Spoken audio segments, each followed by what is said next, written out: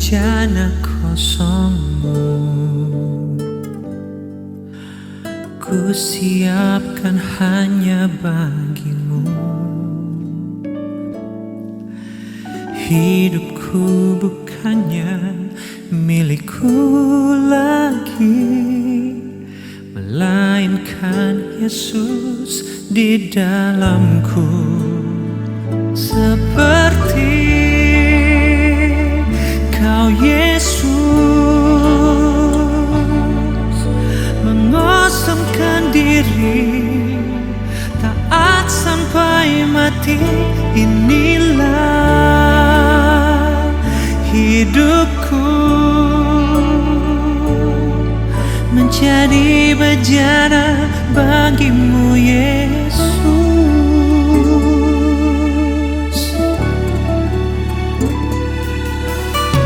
Hidupku bejana kosongmu, ku siapkan hanya bagimu. Hidupku bukannya milikku lagi, melainkan Yesus di dalamku. Seperti Kau Yesus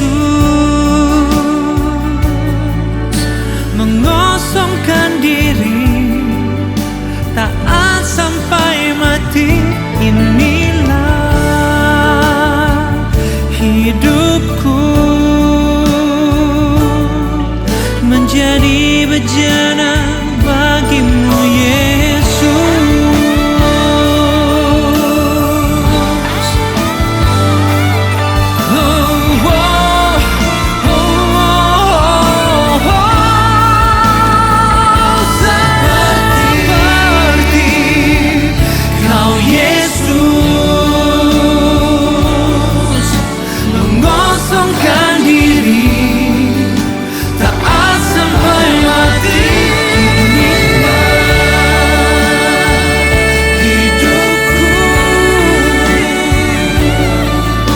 Jadi bejana bagimu Yesus.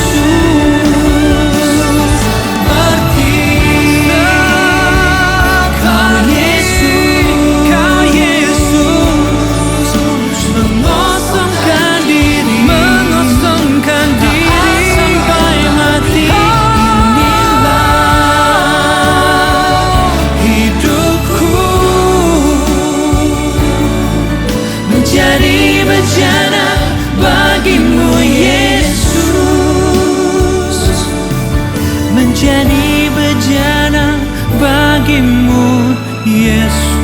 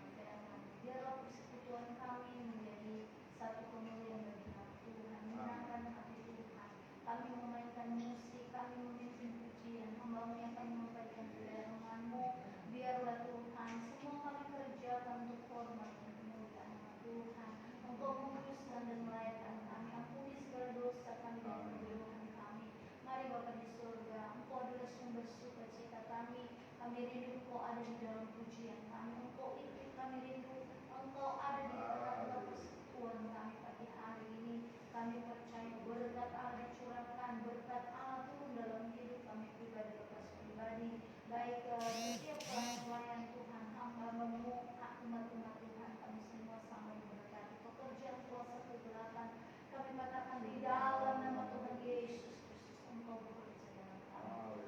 Pelayan-pelayan di dalam nama Tuhan Yesus Kristus kami diberkati.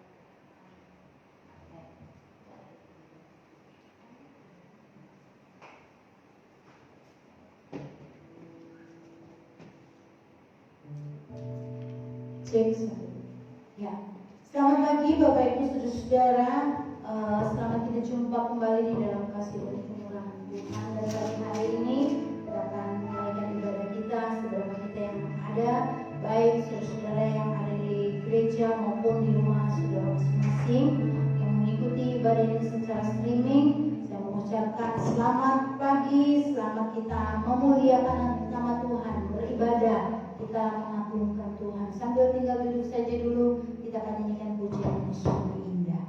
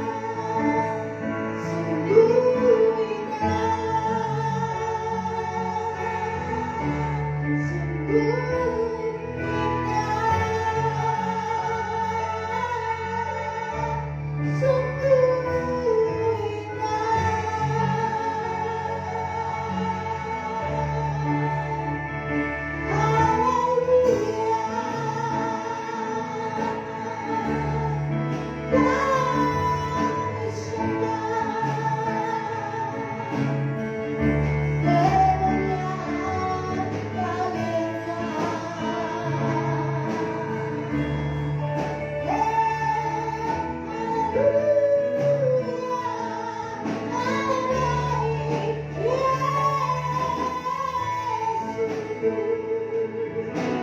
puji namamu, kami tinggikan kesayangan kami haleluya,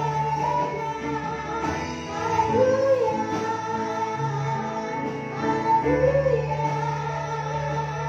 yang mulia bagiannya, kami pujian,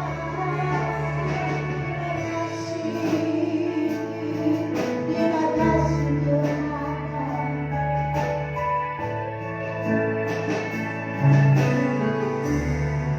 Segala hormat, segala pujian naikkan kepadamu Bapa Surga. Terima kasih, terima kasih Allah kami, Allah yang hidup, Allah yang menuntun kami kepada jalan-Mu, Allah yang memberikan kami kekuatan. Ada satu kemenangan, ada satu penghiburan. Kami percaya itu semua dari Engkau. Melewati hari-hari yang sudah kami jalani, kami bersyukur Tuhan. Pagi hari ini kami masih boleh ada sebagaimana kami ada. Kami masih boleh hidup dan bernapas. Kami masih boleh kuat, semua karena anugerah-Mu. Tiada terpikirkan segala jalan dan rencana-Mu. Pagi hari ini Tuhan, kami memuji Engkau, kami memuliakan Engkau, bersorak, memuji, bertepuk tangan, menaikkan pujian kami, dan kami akan diberkati dalam kebenaran firman. Engkau melewati kami Bapa yang baik. Terima kasih Tuhan. Pekerjaan kuasa kegelapan kami bersatu hati. Kami tolak, kami hancurkan di dalam nama Tuhan Yesus Kristus. Biar roh Allah bekerja. Terima kasih Tuhan. Kami akan mulaikan ibadah kami pagi hari ini di dalam nama Tuhan kami Yesus Kristus. Haleluya. Amin. Salam teman-teman. Lebih dari teman-teman. Haleluya, haleluya, haleluya. Dan kita bersyukur. Terus sekarang kalau saya dan saudara ada pagi hari ini semua karena anugerah Tuhan. Kita akan nyanyikan pujian sebab Tuhan ia baik. Mari masuk gerbangnya. Haleluya.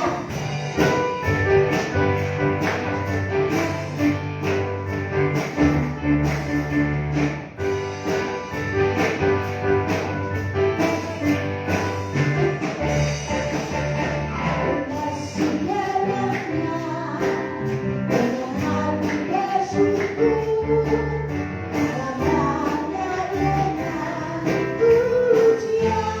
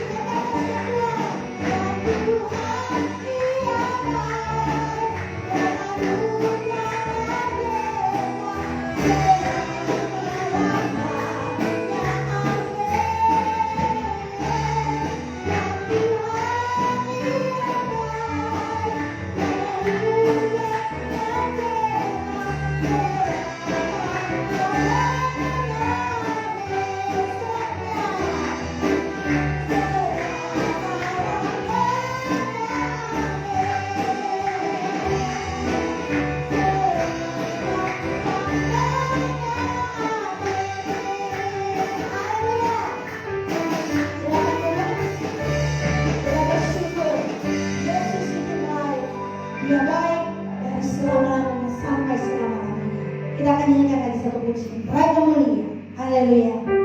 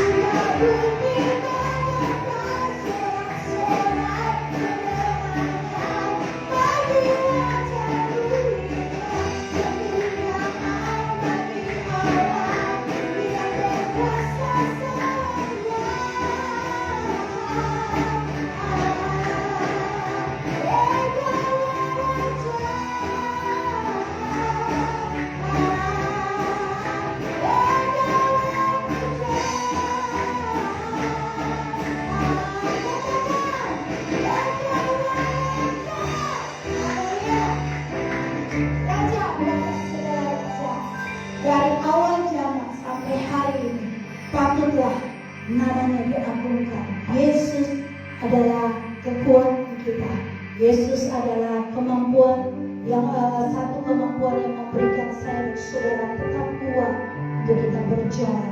Kita mau katakan pagi Satu-satunya yang kita andalkan, satu-satunya yang kita harapkan. Kalau kita merenungkan hidup saya dan saudara, betapa ragunya hidup manusia, betapa kecilnya hidup kita, hanya karena Tuhan membuat saya dan saudara untuk mampu bertahan. Kita nyanyi pujian. Engkau Tuhan yang setia, waktumu selalu yang terbaik. Engkau Tuhan sandaranku, dan ku hanya akan berharap padamu. Satu-satunya yang ku andalkan, satu-satunya yang ku percaya. Engkau sumber kekuatan, sumber pengharapan, sumber kedamaian. Satu-satunya yang ku andalkan, satu-satunya yang ku percaya.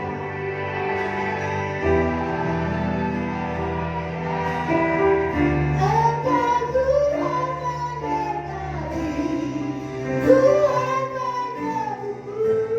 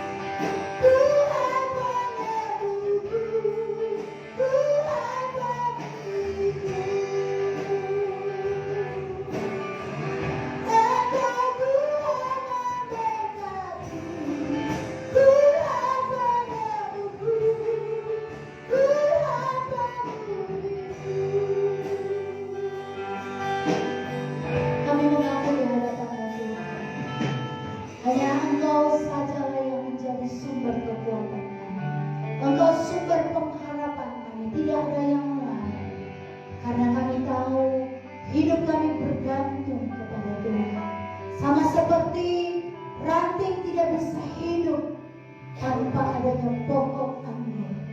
Demikian pula hidup kami tidak akan bisa berlangsung tanpa Engkau, karena Engkau yang mengalir kehidupan dalam hidup kami. Sebentar ketika dengar firman-Mu, buka hati kami, jadikan hati kami bagaikan tanah yang subur, biar benih firman bertumbuh berbuah dalam hidup kami. Urapi hamba, urapi berkati hamba Tuhan. Taruhkan perkataan-Mu kepada hamba-Mu, agar firman itu disampaikan kepada kami, dan kami boleh mengerti dan kami kerjakan di dalam hidup kami. Dalam nama Tuhan Yesus Kristus, kami sambut firman-Mu. Haleluya.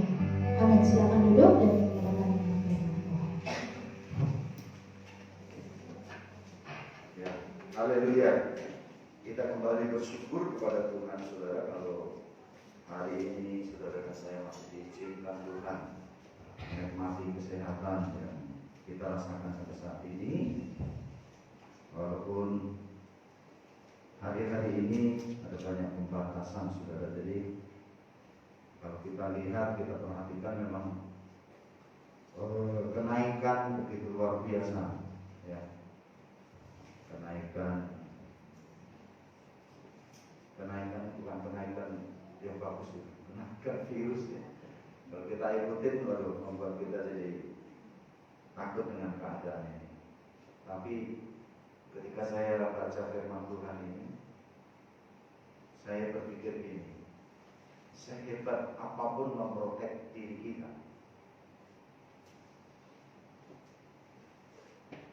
tidak akan pernah lolos kalau bukan Tuhan yang memprotek kita. Saya kembalikan kepada Allah. Artinya bahwa bagaimana kita menggunakan kesempatan untuk membangun hubungan dengan Tuhan itu tidak boleh dikurangi.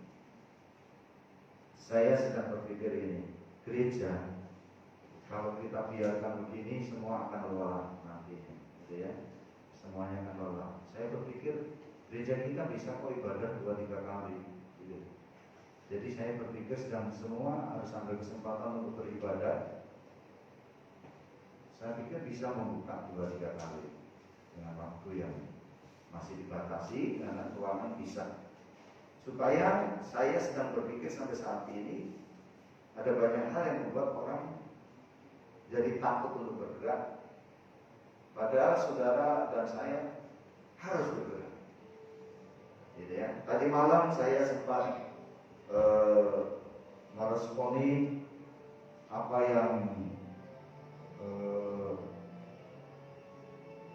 Pak RT kita sampaikan. Tadi saya dari malam sama Ibu Gembala sempat melihat ada operasi justisi dengan traffic di Jalan Baru. Ya, yang nggak pakai masker ya berantakan, saudara, lari sana lari sini ya. Jadi saya sedang melihat ada perlunya ketaatan di dalam kehidupan ini supaya kita juga tidak membuat nyaman tubuh kita. Saya mempelajari ketika Israel tertindas di Mesir dan Allah mencoba untuk membangkitkan semangat mereka harus meninggalkan Mesir dengan alasan tanah perjanjian, tetapi juga dengan melatih tubuhnya untuk beribadah. Jadi enggak sembarangan, dilatih tubuhnya beribadah, harus keluar tinggalkan tempat. Kita mungkin bisa merasakan sendiri bagaimana ketika kurang lebih udah mau 1 tahun ya kita ini, Bapak Ibu, udah mau 1 tahun kita hidup di era ini. Yang penting memang sekarang ini kalau yang nggak terlalu penting, nggak usah kumpul-kumpul dulu, karena sekarang ya kumpul-kumpul ada undang-undangnya, Bapak Ibu. Daripada kita terkena persoalan, ya lebih baik taat dulu, pending dulu. Saya sempat ngobrol sama Anton, saya telepon sama Anton kepingin sebetulnya mendoakan rumahnya yang ada di rumah apa Pak? Rumah pokoknya ada di ya dia situ arah ke Cikupa sana. Tapi juga saya katakan bahwa tidak apa-apa, next time saya bilang satu doa. Ketika Tuhan masih izinkan boleh sama-sama kita kumpul, karena hari-hari ini dipantau Bapak Ibu ya, apalagi yang public figure begitu kan, lihat yang memicu karena undang-undang itu kan sudah diberlakukan. Jadi kalau ayat pasalnya sudah diberlakukan, tentunya kita juga harus hati-hati.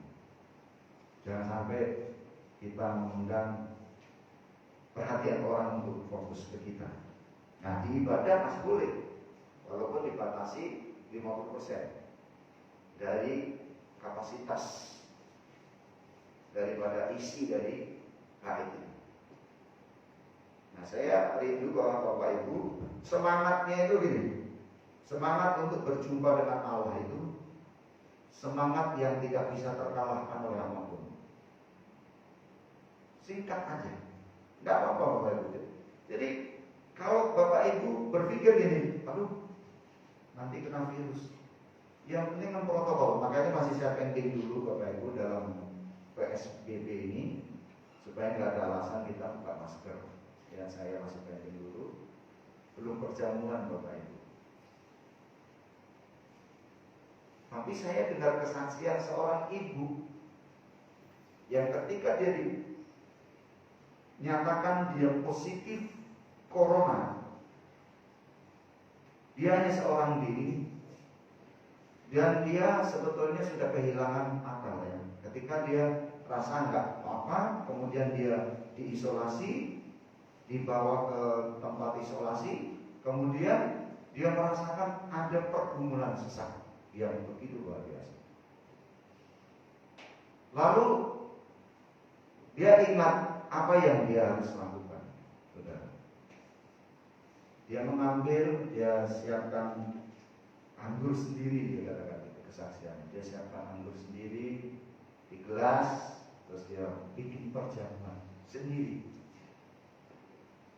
Dan dikatakan pergumulan hari itu, dia pergumulan antara mau mati dan hidup.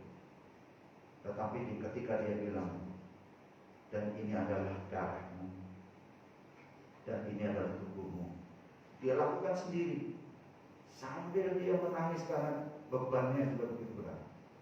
Dan mulai saat itu dia katakan, dia jadi lega. Dan dia katakan dia sembuh dari COVID. Wah, luar biasa saudara, itu iman ya.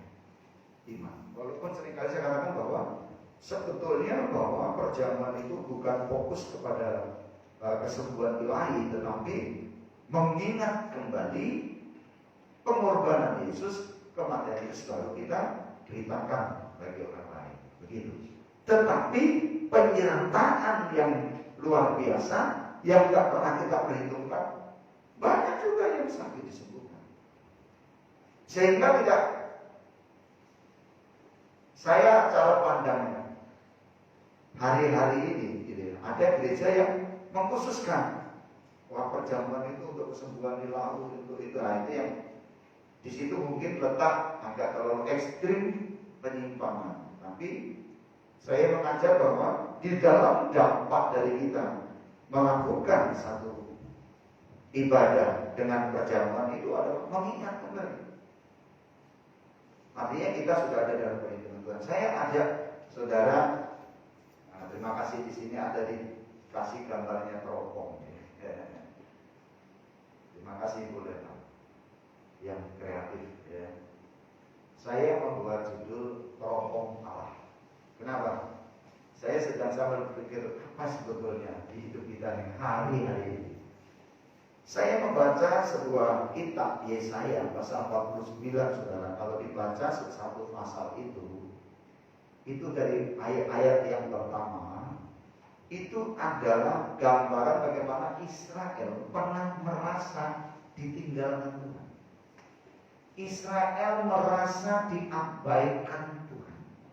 Israel merasa tidak lagi dikasihi Tuhan.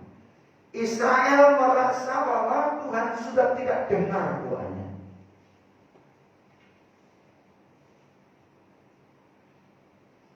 Israel merasa bahwa hidupnya sudah terlepas dari pertolongan Tuhan. Mungkin hari-hari ini nanti ada saya buat satu pertanyaan. Pertanyaannya begini, pernahkah Anda dilupakan orang lain? Bagaimana rasanya? Kemudian, apakah sekarang Anda sedang merasa dilupakan Tuhan? Gak usah dijawab di sini, tapi direnungkan. Kita baca dulu ayatnya. Saya fokus ke ayat 15. Sebetulnya sampai 16 Bapak Ibu lihat di situ bagaimana Allah memperhatikan kita dan mengingat kita dan ada di pikiran Tuhan. Kita baca ayatnya, saudara. Di dalam Yesaya 49 ayat yang ke-15 di khotbah saya di situ sudah ada bahasa muka Alkitabnya, di situ ada, saudara. Ya, kita baca dulu bersama-sama. 1, 2, 3. Dapatkah seorang perempuan melupakan bayinya sehingga ia tidak menyayangi anak dari kandungannya? Sekalipun dia melupakannya, aku tidak akan melupakannya. Coba Bu, kalau sambung ke ayat 16 supaya nanti karena ada dua analogi, dua persamaan yang saya coba bandingkan, ya. Di ayat yang ke-16, Pak. Hah?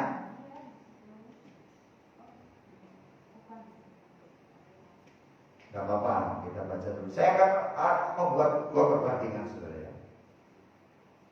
Bahwa Allah tidak melupakan dan Allah juga menuliskan di telapak tangan. Nah, itu di ayat yang ke-16. Oke. Ayat 16 enggak saya tulis di situ karena takutnya panjang. Saya memang panjang banget gitu ya. Tapi enggak apa-apa supaya kalau nanti dibaca, saudara, dibaca di renungan di kuartal jemaat kita itu panjang, ya. Intinya gini, di ayat yang ke-16, enggak apa-apa Bapak muncul itu. Di ayat yang ke-16 artinya gini, bahwa Allah, nah ini, lihat, aku telah melukiskan engkau di telapak tanganku. Tembok-tembokmu tetap di ruang. Artinya gini, Bapak Ibu, satu anggapan perasaan Israel ini dilupakan oleh Tuhan. Tuhan memberikan satu support. Lihat perkataannya ini, membuat satu perbandingan, dua analogi. Perbandingannya yaitu apakah ada seorang ibu yang melahirkan anaknya dan melupakannya? Ada nggak kira-kira? Ibu Panjaitan, ada nggak kira-kira Bu? Nggak ada ya. Harusnya nggak ada, tetapi di dunia ini ada. Ada kan? Itu yang bayinya ditindis, didudukin sampai mati. Ada kan? Saking keselnya sama suaminya. Bayinya dibuang, ada nggak? Ada. Bayinya dijual, ada? Ada. Artinya gini, kalau ada, tetapi perbandingan Allah, aku tidak melupakan. Kemudian yang kedua, persamaan yang kedua adalah bahwa aku menuliskan namamu di telapak tanganku. Jadi kalau saya pikirin, nama kita diukir di telapak tangan Tuhan. Ada miliaran manusia yang percaya sama Tuhan, ditulis di telapak tangan. Kenapa ditulis di telapak tangannya? Tangan yang berlubang, dibayar lunas. Ya, kita ingat hari Minggu kemarin bahwa saudara dan saya apa bahasa Yunaninya? Tetelestai.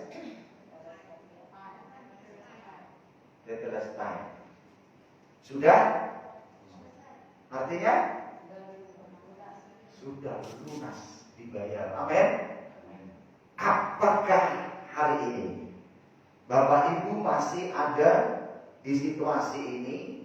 Jadi mungkin Bapak Ibu pernah merasakan bahwa orang-orang yang paling dekat dengan Bapak Ibu pernah melupakan dan meninggalkan kita. Ya, orang yang dulunya dekat dengan kita, situasi ini ada yang lupa dengan kita, nggak pernah lagi menyapa, di WA-in nggak dijawab, di telepon nggak diangkat. Ada mungkin. Tetapi perbandingan dua analogi, perbandingan antara kita pernah ditinggalkan orang yang dekat dengan kita, dan bagaimana rasanya? Kalau Bapak Ibu pernah dekat dengan orang terus tinggal dia, yang diingat apa? Pasti bilang gini, dia udah lupain kita. Dulu pernah saya tolong, pernah saya gini, dilupain.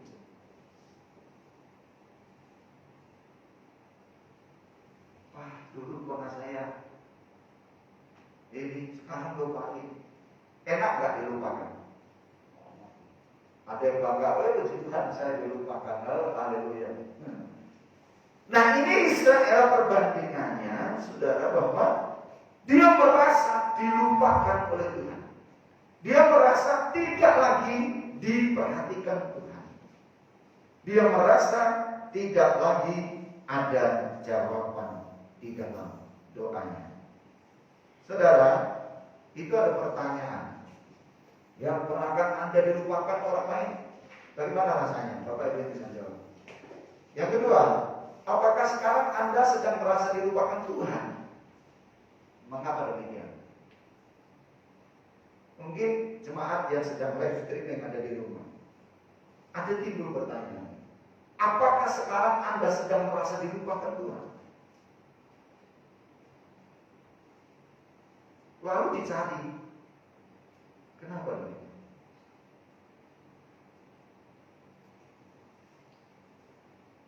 Kadang-kadang kita saking taatnya dengan peraturan ini, sampai kita lupa bahwa peraturan itu sudah dikendorkan. Ya, dulu memang nggak boleh pertemuan ibadah, sekarang boleh dibatasi. Tapi karena saya suka melihat gereja asal kami dari Semarang, itu saya dimasukkan sama Ibu Kepala di grup itu, jadi saya bisa pantau. Gereja itu kapasitas sekitar 200 lebih kalau biasa. Tapi karena PSBB dibatasi dan dia hanya mengundang 80 orang saja gantian. Jadi dia harus daftar, saudara. Ketika tim pelayan membuka karena menindaklanjuti PSBB, kapasitas gereja kita hanya beribadah 80 orang. Silakan daftar, saudara. Saya lihat daftarnya cepat banget. Saya kadang-kadang rindu, saya kadang-kadang termenung. Saya bilang ke Tuhan, kapan Elsa ada bisa kembali seperti ini? Kerinduan ini. Adik saya kan meninggal, ipar saya. Sekarang istrinya, anaknya sedang diisolasi. Tetapi saya lihat mereka tidak patah semangat. Penilaian saya secara manusia saja luar biasa, apalagi penilaian Tuhan yang melihat sampai hati. Karena di ibadah nggak dikasih apa-apa. Saudara kan sekarang nggak boleh apa-apa, nggak boleh makan, bisa bareng-bareng gitu ya. Nah itulah di situ yang sebetulnya tidak dikatakan bahwa disitulah penyebarannya begitu. Jadi untuk mencegah dulu supaya cepat selesai, itu loh tujuan pemerintah itu seperti itu, Bapak Ibu, supaya nggak terus berantai terus. Tapi kalau diputusin rantai itu sebetulnya kalau kita taat dan rantai itu putus, dan dalam waktu 14 hari aja mungkin kalau kita sudah luar biasa itu. Kalau semuanya disiplin. Nah sekarang kan banyak OTG yang tidak diketahui. Nah inilah yang membuat itu rantai itu nggak putus-putus. Itu tujuannya sebetulnya. Di gereja dibatasi seperti itu ya, tapi tidak pernah bisa membatasi hubungan kita dengan Tuhan. Dan kesukaran ini tidak bisa membatasi. Kalau saudara sedang ada pertanyaan hari ini, apakah sekarang kita sedang merasa dilupakan Tuhan? Mengapa demikian? Cari solusinya. Duduk di kaki Tuhan. Jadi semangat ini tidak boleh pudar, Bapak. Semangat ini tidak boleh dikendorin. Cuma memang dampaknya sekarang ini jadi simpel. Sudah di rumah aja, Pak. Bapak Ibu setiap hari bekerja. Cuma minta waktu satu. Tidak sampai 1 hari itu. Tidak sedikit pendeta-pendeta yang meninggal, tidak sedikit. Tapi saya berpikir, kalau Tuhan sudah izinkan, mau siapa membendung, kalau Tuhan memang sudah panggil waktunya, dia tidak membendung. Yang penting ada ketaatan, ya, dalam tanda kutip ya, ada dalam ketaatan. Saya nggak berbicara dengan dia ketaatan, yang ada dalam ketaatan. Kita udah taat, tapi meninggal, mau meninggal cara apa kok? Kalau memang kita sudah dalam ketaatan, kenapa kita mesti takut? Itu. Jadi tidak ada orang yang bisa menahan kematian. Tapi kalau kita tahan, ya itu membantu, artinya kita belajar untuk melakukan tindakan iman, ya, disiplin iman itu dilakukan. Ya. Next, kita lihat Bapak Ibu. Di situ dikatakan bahwa hidup kita terlukis dalam telapak Tuhan. Ya, Yesaya 9, 8 sampai 16. Bapak Ibu bisa baca nanti di kitab Matius 24. Ya. Kemudian di situ ada hidup dan kesulitan. Nah, ini perbandingan hidup dan kesulitan. Kita lihat ya, keduanya ini bagaikan sekeping mata uang dengan 2 sisi yang tidak terpisahkan. Hidup dan kesulitan. Nah, 2 sisi. Di mana ada kehidupan, pasti ada kesulitan. Di mana ada kehidupan, di situ ada pergumulan. Di mana ada kehidupan, di situ ada kesulitan. 2 sisi mata uang, kalau dibolak-balik, ya uangnya sama, cuma sisinya itu, ya di mana ada ini ada baliknya, gitu. Seperti itu. Jadi kalau kita berdoa, Tuhan lepaskan saya dari penderitaan ini, nggak pernah terlepas. Tetapi doa yang paling kita teladani seperti doa Yesus. Yesus katakan, bukan kehendakku yang jadi, tapi kehendakmu yang jadi. Kita kadang-kadang menuntut doa kita. Saya pernah mendengar kesaksian seorang hamba Tuhan, dia cerita sama saya ini. Dulu saya dalam pelayanan saya bukan, Tuhan bilang apa? Ketoklah pintu ya. Maka pintu akan, dia nggak ketok saudara. Dia mencoba untuk mendobrak supaya cepat. Dia mendobrak pintunya supaya berkat itu cepat. Dia bekerja maksimal mendobrak supaya cepat tercapai. Tetapi dia katakan ini, hampir 2 kali dia mati. Hampir mati di pesawat dan hampir kandas juga di laut. Waktu itu dia sadar, Tuhan kenapa? Nah itu kan pertanyaan. Seperti ini saya kok udah berdoa tapi kok dilupakan Tuhan. Kalau saya kok Tuhan nggak menjawab. Pertanyaan muncul dari hidupnya. Saya sedang mendobrak Tuhan, bukan ketuk pintunya Tuhan, tapi mendobrak. Artinya terlalu nafsu saudara untuk membuat satu dobrakan. Perjalanannya ingin menunjukkan karirnya lebih baik daripada yang lain. Tidak keliru sih Bapak Ibu. Tetapi ketika dia alami itu, dia sadar, Tuhan, saya tidak mengetuk pintu, tapi ternyata saya mendobrak pintu.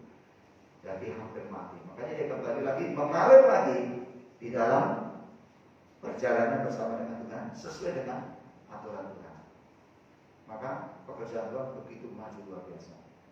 Dia katakan bukan hasilnya dobrakannya. Kalau waktu itu dia berhasil, dia pasti akan ini semua karena saya mendobrak. Ada statement orang kaya Bapak Ibu. Orang kaya itu pernah bilang gini, karena istrinya sakit dan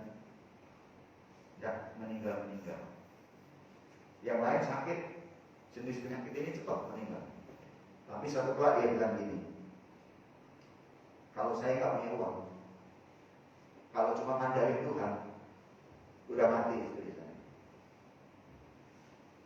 Dia bilang artinya tidak semuanya Tuhan, tetapi uang kita juga menentukan untuk orang panjang umur atau tidak. Dia bilang begitu. Statement itu ketika saya dengar, saya bilang lebih baik dicabut perkataan. Berisiko. Bapak Ibu tahu bosnya Apple, Apple itu pernah terkenal, ya kan? Bosnya Apple meninggal karena apa? Karena cancer pankreas. Banyak duit kan? Banyak. Rumah sakit mana yang dia nggak bisa jangkau? Tetapi garis menentukan meninggal. Orang yang membuat statement ini dalam jangka yang tidak lama dia dipanggil Tuhan. Kalau kita punya apa-apa, artinya gini, jangan kita mengandalkan itu, tapi tetap mengandalkan Tuhan. Apapun yang kita miliki, apapun yang kita sedang alami, muliakanlah Tuhan. Amin. Amin. Masih merasa kita ditinggalkan Tuhan? Nama Bapak Ibu Saudara dituliskan di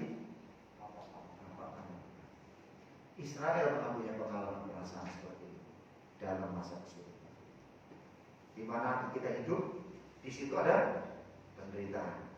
Makanya kalau orang mati dalam Tuhan, di dalam Wahyu pasal 14 ayat 13, sungguh kata Roh, berbahagialah orang yang meninggal sekarang ini, meninggal dalam Tuhan, karena dia akan berhenti dari penderitaan. Jadi lelah penderitaan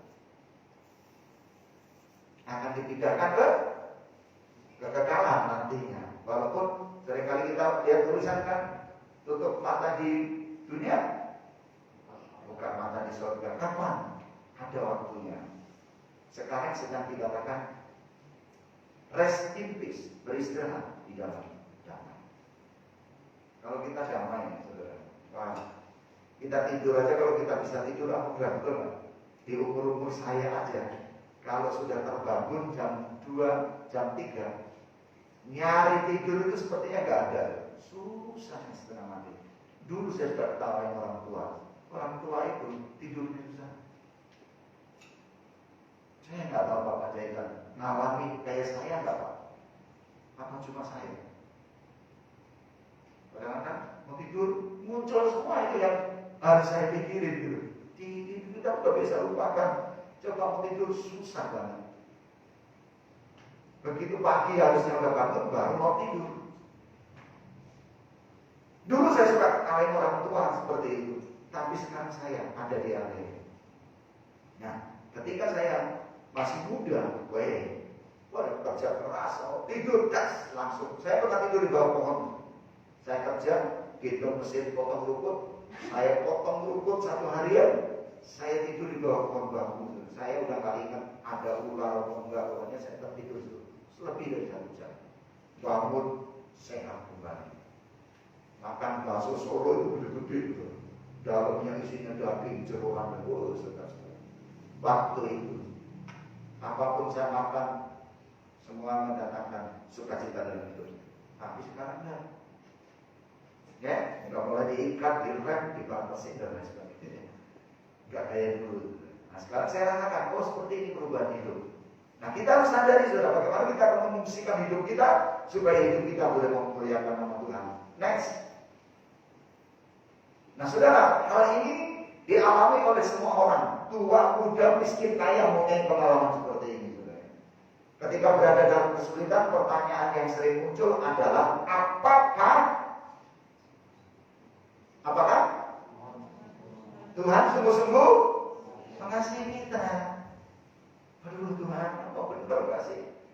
Ini saya udah gak ada yang dimakan loh Tuhan. Aduh, tinggal Indomie 2 dos itu tuh. Bagaimana Tuhan? Beras nggak ada. Teman-teman saya kalau makan di pastoris ini pasti bersungut-sungut. Ada yang nggak mau makan. Kenapa? Makannya beras merah. Teman saya pernah bikin arisan di sini waktu belum COVID, makan ya beras merah. Istri saya lupa, cuma disiapin beras, makan nasi merah. Dia pergi keluar cari nasi putih. Marah-marah saudara, marah. Saya lihat duduk, cerita, makan, minum manis, semua makan, wah full.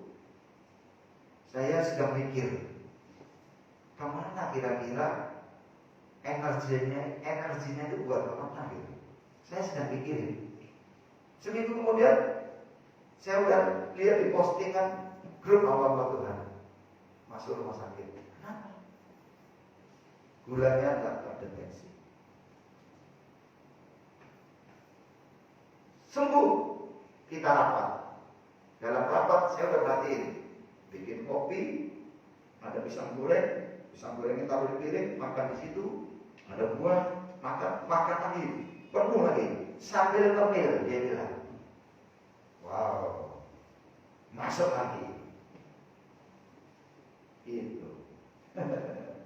Kita harus batasin Bapak Ibu.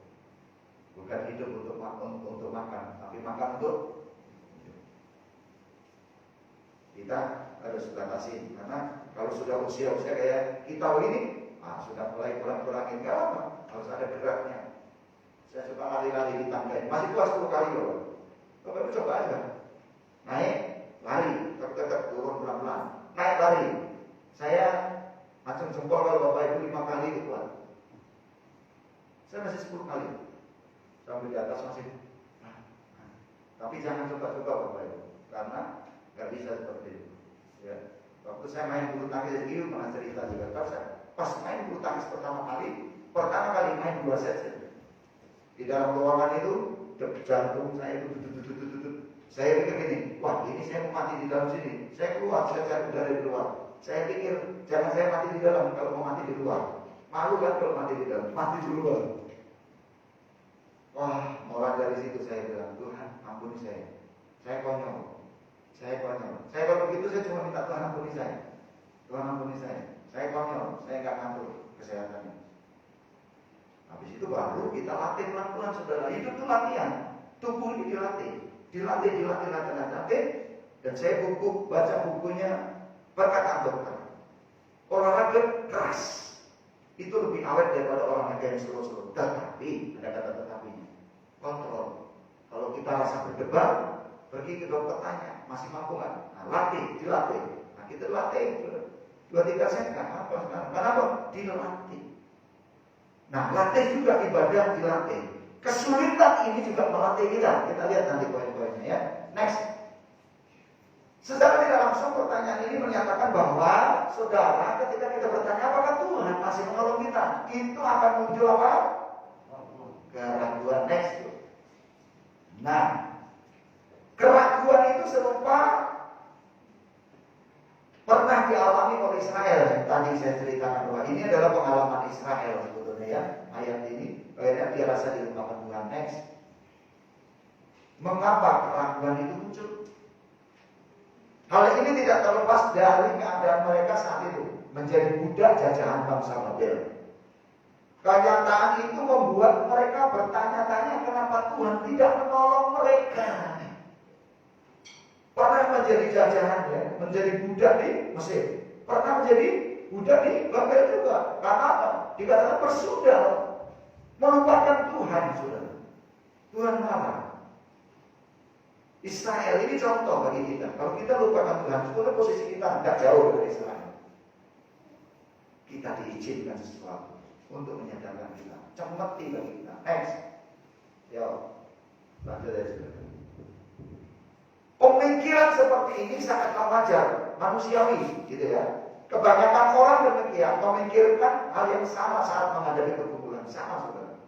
Kalau Tuhan sayang kepada saya, tentu Ia tidak akan membiarkan saya menghadapi kesulitan. Itu pikiran kita. Gitu. Tuhan gak sayang sama anak-anak kan. Anak-anak itu minta apa-apa gak dikasih nangis. Nangis, marah. Apalagi minta HP nggak dikasih, banting sana banting sini. Dia bilang apa? Mama nggak sayang sama saya gitu. Ya, itu bapak anak kecil itu belajar dari siapa? Dia bilang alasannya nggak sayang karena apa? Apa yang diminta nggak diberi. Padahal bukan seperti itu. Masa dia mau meminta pisau yang tajam? Mama minta pisau tajam, mau masak-masak kayak mama. Gavi dikasih. Nih, wah, adik udah saya ini udah tajam nih nak. Ya, bukan main. Yang diiris bukan yang lain, nanti yang diiris jarinya pasti. Gitu kan, salah guna. Ya, jadi belum waktunya. Next. Pertanyaannya, apakah Tuhan tidak menyayangi saya? Kira-kira Tuhan menyayangi kan? Tuhan bilang di telapak tanganku dituliskan namanya. Apakah Tuhan tidak sayang? Sayang. Apakah Tuhan tidak menyayangi kita umatnya? Sayang saudara. Loh kalau sayang berapa bumi ini diizinkan ada virus? Apalagi lihat pendeta meninggal karena ini, pendeta meninggal karena ini, jemaat meninggal karena ini. Apakah Tuhan tidak sayang? Ini pertanyaan yang sering muncul, menimbulkan satu keraguan. Kalau kita nggak ragu, mau bertindak buat Tuhan, enggak. Ya, next. Nah ini sudah. Ini ada dua analogi, dua persamaan, ya, dua hal yang Tuhan sedang mau menunjukkan bahwa Israel itu sebetulnya harus tahu bahwa dapatkah seorang perempuan ini melupakan bayinya. Dia bilang kalau ada, Tuhan bilang sekalipun dia melupakannya, aku tidak akan melupakan engkau. Ini jawaban termasuk buat kita hari ini. Tuhan tidak melupakan kita. Next. Mungkinkah seorang ibu yang penuh dengan kasih melupakan anaknya? Demikian pula dengan Tuhan. Tuhan tidak akan pernah melupakan. Kalau tadi ibu Panjaitan tidak pernah, apalagi Tuhan. Bagi ibu Panjaitan berarti masih aman-aman. Tidak lupa. Tapi saya ingat dulu orang tua pernah marah sama anaknya, dia bilang gini, kalau tahu begini, kira-kira itu berapa? Waktu kamu lahir, saya putar ya. Artinya apa? Dia kepingin anaknya gak hadir di bumi. Kalau tahu kayak begitu. Betul kan? Kadang-kadang kita suka selek dengan orang terdekat kita, selek dengan orang tua, dengan anak biasa. Kadang-kadang kita bertanya, kalau tahu begini, kamu nggak tahu balas budi. Punya anak 5, ada 1 yang trouble. Punya anak 2, ada 1 yang trouble. Punya anak 1 itu yang trouble. Aduh, kapan bikin sejarahnya? Kalau mau tanya dengan Ibu Lenawati, anaknya 1. Kadang-kadang suka kesel nggak tuh? Pernah nggak? Pernah. Nggak mungkin kalau nggak pernah berarti bukan ibu, bapak ya. Tapi kita sayang banget. Tapi satu kelak kadang-kadang kita kesel sama suami istri ya. Suami istri itu cinta banget, I love you, Ben. Wah semuanya udah disebut. Apalagi waktu mau menikah, luar biasa. Kata-kata itu nggak punya orang lain. Dia lengkap. Begitu udah menikah, mau ikut, udah dan ikut terus. Jalanannya anaknya 3, dia giring anaknya 3. Papanya nggak tahu udah duluan, nonton HP, nonton apa duluan. Mamanya nggak sempat nonton apa-apa, nonton anaknya udah pusing dulu sana sini. Ngapain di mall? Refreshing apa anaknya lari sama sini? Iya kan? Nggak ada enaknya. Tapi kalau berjalan baik-baik kita bilang puji Tuhan. Tapi begitu muncul trouble, kita suka bertanya, mengapa demikian? Keraguan itu muncul. Tetapi kita tidak boleh ragu dengan Tuhan. Tuhan sampai saat ini meneropong kita, amin. Jelas, tidak ada yang salah di teropong kita, saudara. Next book. Ya, Yang kedua itu kan lihat, aku telah melukiskan pun di telapak tanganku, itu yang ayat 16 tadi ya. Jadi ini perbandingan. Ibu tidak melek, kalau ada yang melupakan dia tidak. Dan dikunci yang kedua, persamaan yang kedua atau analogi yang kedua, bahwa nama kita ditulis di telapak. Kita harus ingat, nama kita sudah dituliskan di telapak tangan Tuhan. Ungkapan ini sudah sangat luar biasa. Next, yang kedua ini. Yang kedua apa? Melukis pada telapak tangan itu menunjukkan kalau Tuhan tidak pernah melupakan kita. Selalu buka tangannya, ada nama kita. Pak Panjaitan ada, Ibu Panjaitan, Pendeta Yudha ada. Selalu diingatnya, gitu ya. Next. Sebaliknya melukis pada tangan menunjukkan kalau Allah senantiasa menggenggam hidup kita dalam tangannya. Artinya kita ini dipegang. Peganglah tanganku Roh Kudus. Kita dipegang. Kalau kita memberontak sakit, anak-anak menangis ketika memberontak dari pegangan tangan orang tuanya. Betul? Anak kecil kalau jalan di mall, saya mau tanya, Davi itu kalau jalan di mall dilepas atau dipegang? Tapi anak-anak mau nggak kadang-kadang dipegang? Kapan dia nangisnya? Ketika dia mau melepaskan tangannya karena sakit. Semakin dia mau melepaskan tangannya, orang tua semakin kuat memegangnya. Belum? Saya nggak tahu, pernah nggak tentu anak-anak? Ibu-ibu kalau jalan di jalan raya sana saya kesel sekali.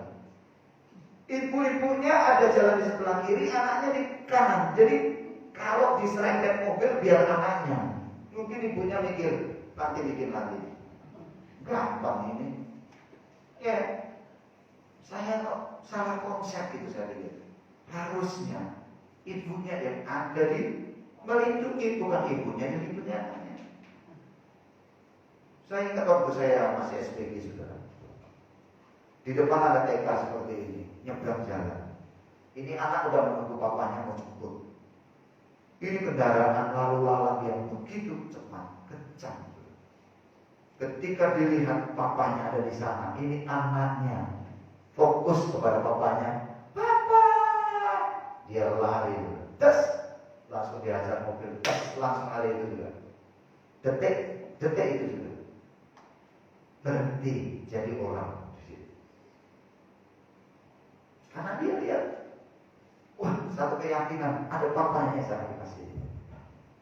Dia nggak lihat sesuatu yang ada di bahaya di kanan kiri. Yang penting dia lihat papanya. Makanya kalau kita jemput anak-anak itu jangan kasih tahu dulu kalau itu berbahaya. Saya lihat teman saya anaknya naik di tangga, udah teriak ya, jangan teriak. Biasa aja deketin aja. Sebab dia di tangga, sudah kalau dia teriak ini takut dia malah terlepas. Saya bilang biarin aja, coba deketin aja ya, turun pegang aja, pegang gitu aja. Betul, wah, akhirnya terlepas. Nah, jadi bahaya sebenarnya. Sebaliknya, Allah melupa, tidak pernah melupakan kita. Ini kita digenggam oleh Tuhan. Next. Dari kedua analogi ini, dari dua persamaan ini Bapak Ibu, kita bisa melihat kalau Tuhan sungguh-sungguh mengasihi umatnya. Hal ini ditegaskan oleh Tuhan. Next.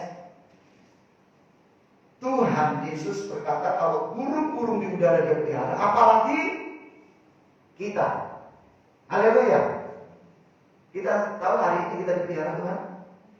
Kita sadar, jemaat yang ada di rumah, kita sadar kalau kita dipelihara Tuhan, Tuhan tidak pernah meninggalkan. Next. Ya, masalahnya. Kalau Tuhan mengasihi kita, mengapa Ia biarkan kita menghadapi pergumulan? Oh, ada ini banyak pergumulan. Kenapa? Jangan takut, saudara. Kita lihat di saya ini ada 3 alasan. Ya. Kita mau lihat 3 alasan ini. Yuk. Bu, alasan kalau di catatan saya kasih gini ya. Tidak saya kasih poin, tapi saya kasih wujud begini.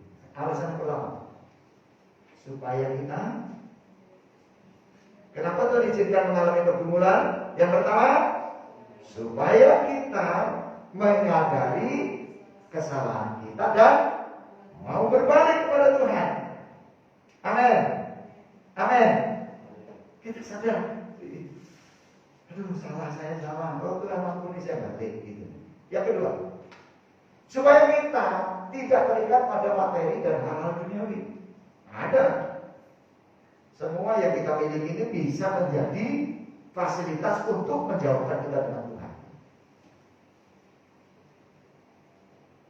Orang main HP satu hari full, wow, sampai nggak bisa lepas.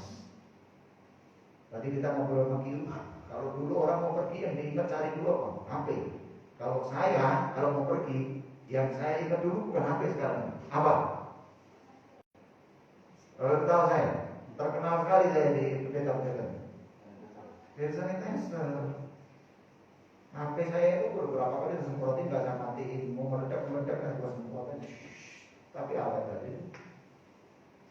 Karena saya pikir bahwa fasilitas seperti ini kita nggak ngerti semprot. Ya. Yang ketiga,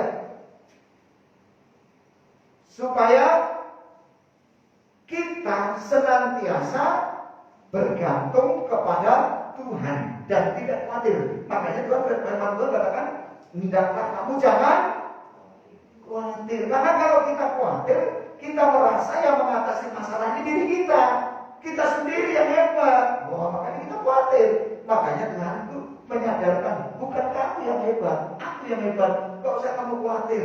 Aku peduli kamu, aku berkati kamu, aku lindungi kamu. Jalanin aja khawatir, karena khawatir ini kan menjauhkan kita dengan Tuhan. Ya, itu tujuannya. Next, kesimpulan. Nah, sampai di kesimpulan. Kita baca bersama-sama di kesimpulan. 1, 2, 3. Tuhan melarang kita khawatir supaya kita menyadari ketidakmampuan kita. Kita juga mampu, bukan hebatnya kita, saudara. Jalanin aja, gak usah khawatir. Pikirin hari esok, tapi pikir hari esok. Orang minggu depan itu gak usah dipikirin. Bulan depan gak usah dipikirin. Tahun depan gak usah dipikirin. Hari ini kesuksesannya cukup untuk hari ini. Firman Tuhan bilang apa? Besok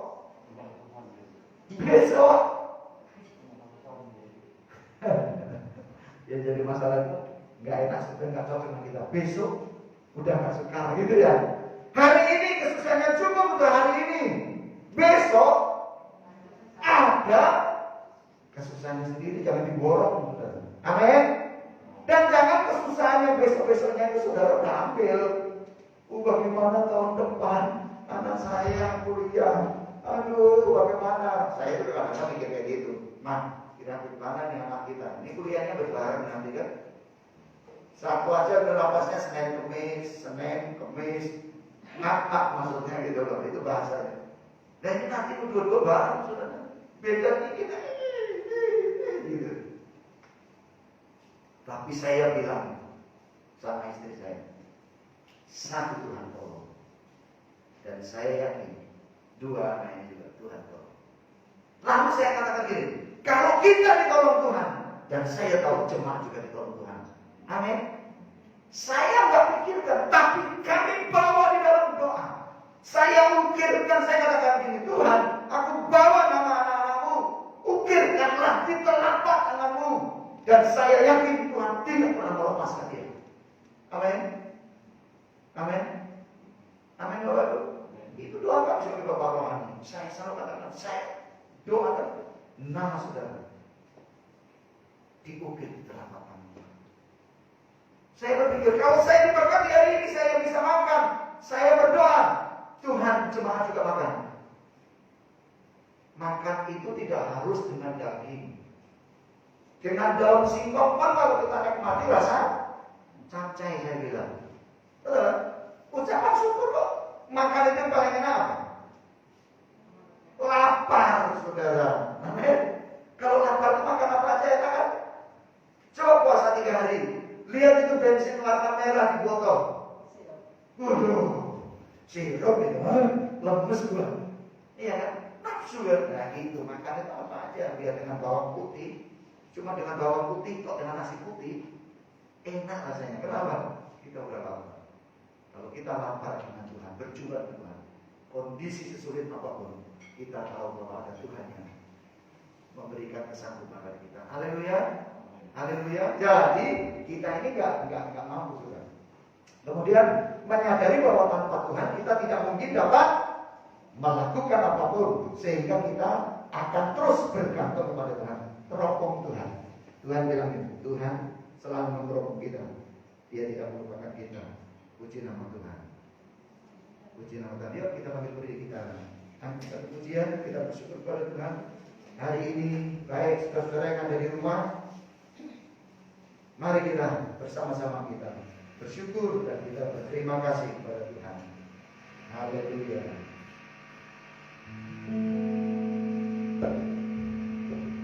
Haleluya.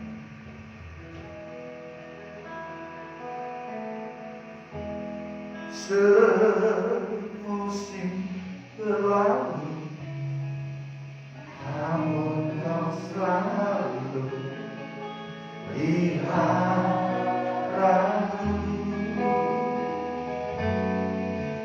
Kasih dan setiamu tak pernah di hidupku. Semusim berlalu, sungguh-sungguh kita naikkan pujian. Semusim berlalu,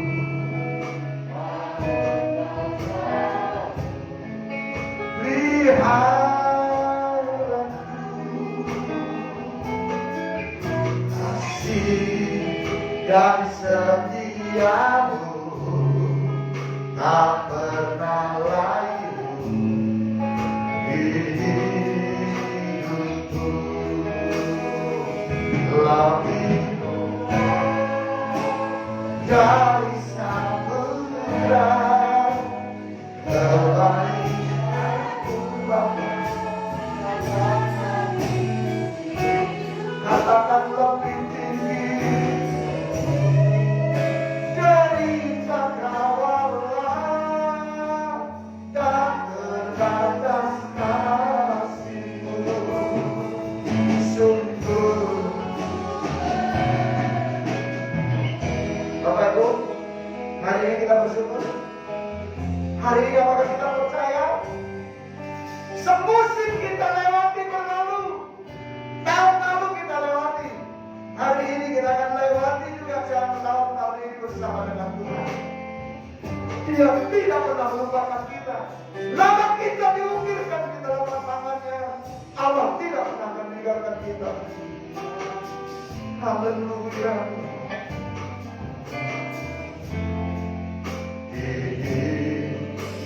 Semusim berlalu, semusim berlalu. Katakan dengan keyakinan kita bahwa Allah selalu memelihara kita, tidak pernah tinggalkan kita, dan setiamu.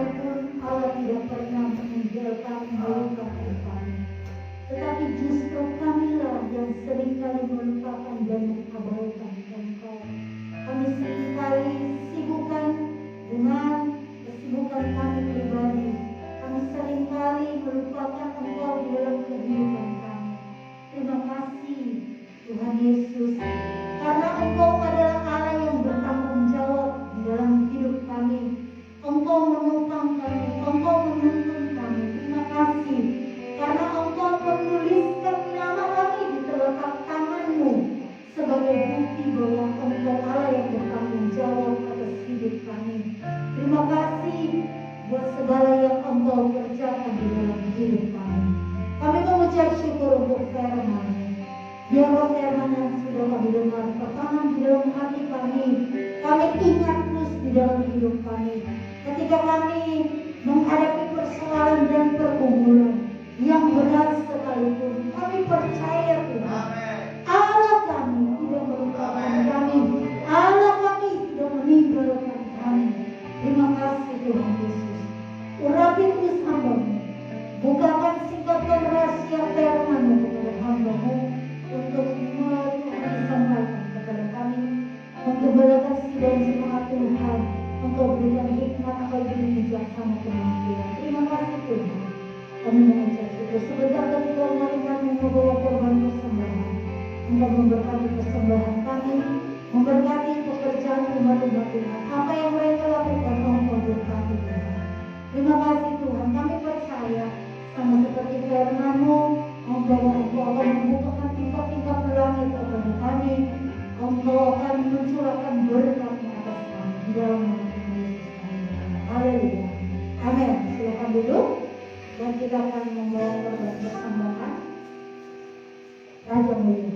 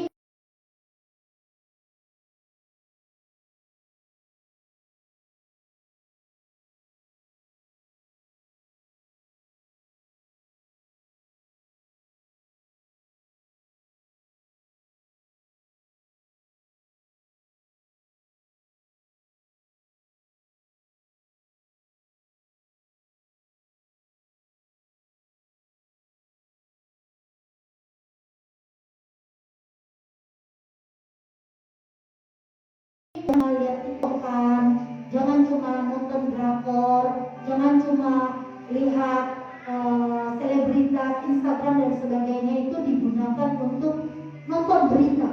Kita harus mengikuti perkembangan. Di televisi ada, di media lain juga ada. Saudara, saya berbicara ini berkaitan dengan vaksin. Saya bukan ahlinya, tetapi saya menonton, mengikuti perkembangan. Tetapi yang kami perlu sampaikan, mari saudara kita mendukung program pemerintah. Jadi saya percaya karena firman Tuhan berkata pemerintah itu berasal dari Tuhan yang mengizinkan, dan kita percaya apa yang diusahakan pemerintah itu untuk kesejahteraan rakyat. Saya yakin tidak ada pemerintah yang ingin mencelakakan kita. Tentunya mereka juga sebelum menentukan apa yang harus kita kerjakan, terutama di dalam vaksin ini, pemerintah sudah mengikutsertakan para ahli, sudah diteliti dengan baik. Walaupun memang saudara pasti akan ada kegagalan, tetapi kita berdoa supaya kegagalan itu tidak menimpa kita, gitu ya. Jadi saudara-saudara, kita harus mendukung program pemerintah. Jangan takut, karena kita sama-sama sudah melihat apa yang dilakukan oleh pemerintah. Jadi sekali lagi Bapak Ibu saudara, kita harus hati-hati di dalam meneruskan berita. Ya, paling banyak itu meneruskan berita tanpa kita kaji lebih dalam, lebih lanjut, kita sudah teruskan. Apalagi itu yang berbau-bau negatif, kita harus benar-benar baca dulu. Jadi supaya jangan kita ikut meneror, dikatakan. Karena saya dengar apabila kita menjadi penggerak atau motivator yang tidak berdasarkan fakta, itu bisa dituntut. Jadi kita tidak boleh mengatakan, oh ini salah, ini benar, karena kita bukan ahlinya. Tetapi yang saya katakan adalah kita dukung aja apa yang diprogramkan oleh pemerintah, gitu ya. Jadi karena kita percaya, seperti saya katakan tadi, pemerintah pun pasti sudah melibatkan para ahli sebelum memutuskan mengambil satu kebijakan. Apalagi ini berbicara tentang bangsa yang begitu besar, 270 juta jumlah sekian ya, jumlah Indonesia. Kita percaya bahwa pemerintah pasti bertindak juga dengan hati-hati. Oleh sebab itu sekali lagi Bapak Ibu saudara, jangan sampai kita terlibat di dalam kita meneruskan berita-berita yang kita sendiri tidak tahu kepastiannya, kita sendiri tidak tahu kebenarannya seperti apa. Jadi tolong kita ikuti aja di berita, kita nonton di berita apa yang dikatakan oleh para medis dan sebagainya, dan kita mendukung. Dan di hari-hari ini dukunglah kegiatan pemerintah yaitu PSBB. Walaupun memang saya juga lihat biasanya Indomaret itu dari jam 7 pagi sudah buka, tutup ada yang jam 9 sampai 10. Sekarang udah nggak bisa. Indomaret udah buka jam 10 pagi, tutup udah jam 7 malam. Ya kita mungkin agak sedikit kesal dan sebagainya, tapi semuanya itu demi kebaikan kita bersama. Kalau keluar seperti Gembala katakan tadi, yang diingat jangan dulu HP. Yang harus kita ingat pertama, bawa alat perlindungan diri kita, yaitu masker. Jangan menggunakan masker scuba lagi, karena masker scuba itu hanya satu lapis dan ronggannya terlalu besar. Karena saya dengar bukan hanya orang yang pintar, virus ini pintar, virus ini upgrade, dia upgrade terus, dia berkembang. Jadi setiap negara itu berbeda. Nah, kalau kita virus itu berkembang terus, kita juga harus berkembang, Bapak Ibu saudara. Jadi dikatakan sekarang ada virus yang partikelnya atau wujudnya itu lebih kecil dari tubuh. Jadi dia bukan berjangkit lewat angin, tetapi bisa terbawa angin.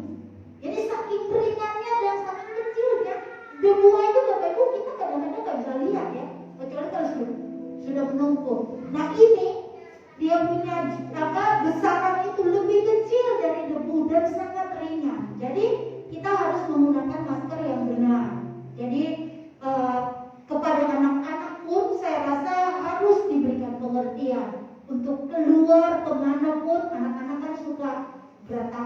pegang sana, pegang sini.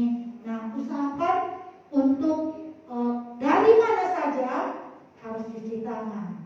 Minimal menggunakan hand sanitizer kalau kita tidak ketemu air, tapi lebih baik kalau kita menggunakan sabun cuci tangan yang benar. Jadi itu adalah perlindungan buat pribadi kita, dan kasihilah orang-orang yang ada di sekitar kita. Saudara-saudara, di sekitar kita mungkin tidak sama staminanya dengan kita. Kita harus sadari bahwa orang-orang di sekitar kita juga mereka berhak untuk hidup sehat. Kalau kita tidak menggunakan masker, itu sama artinya kita juga bisa menebarkan sesuatu yang tidak baik. Jadi pertahankan kita kemanapun, ya bukan tidak boleh, boleh saja, tapi harus membawa alat proteksi diri. Paling minim adalah masker.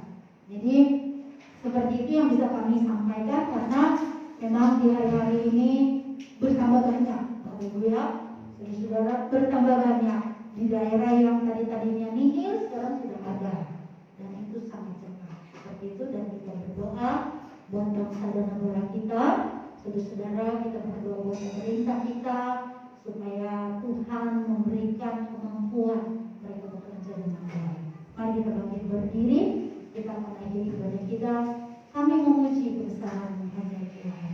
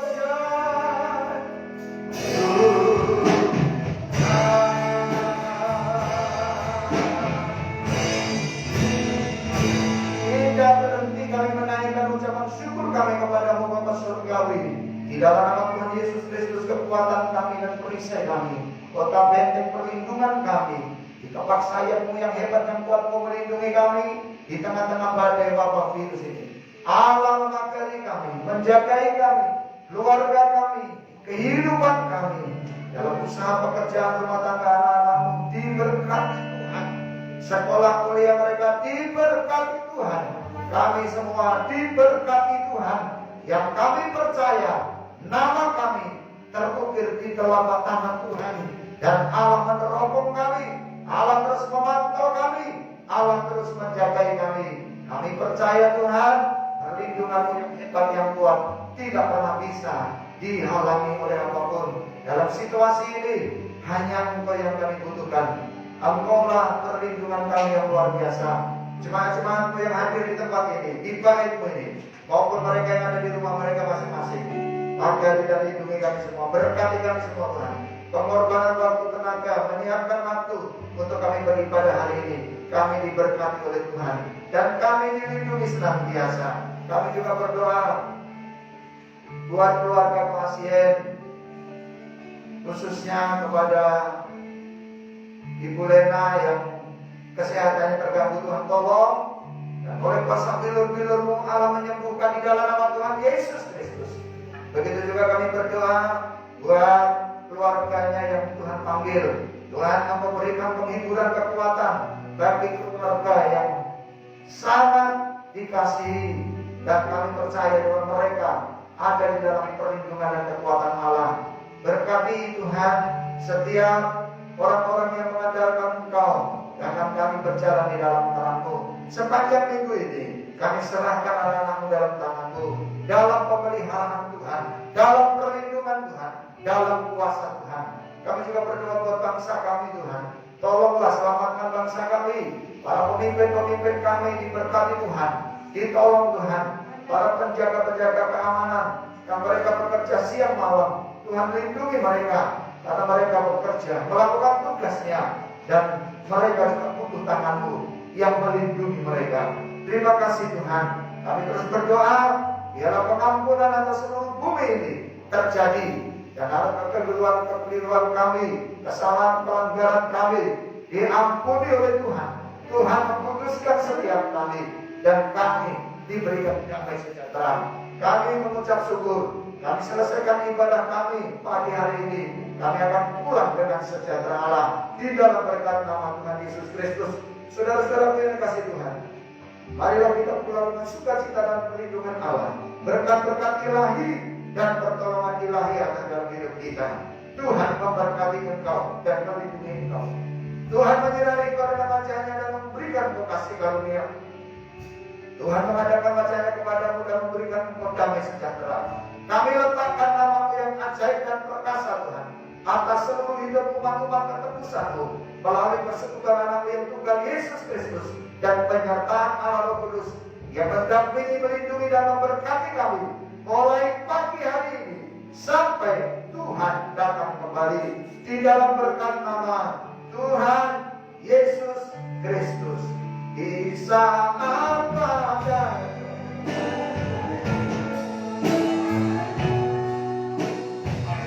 akan terbang bersamamu,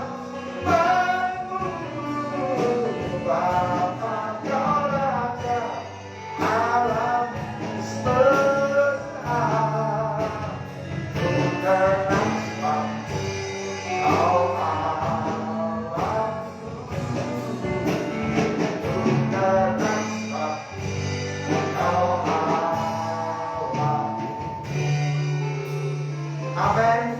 Selamat pagi, Tuhan Yesus memberkati kita semua. Kiranya rahmat dan berkat Tuhan ada bagi kita, baik jemaat yang ada di rumah maupun yang hari ini bersama-sama beribadah. Tuhan Yesus memberkati. Pak Pendeta, nanti barang kita bisa. Iya. Mana lo dari Jawa?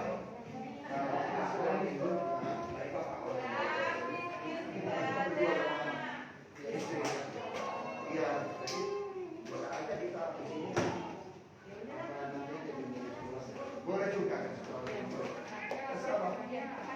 Kalau saya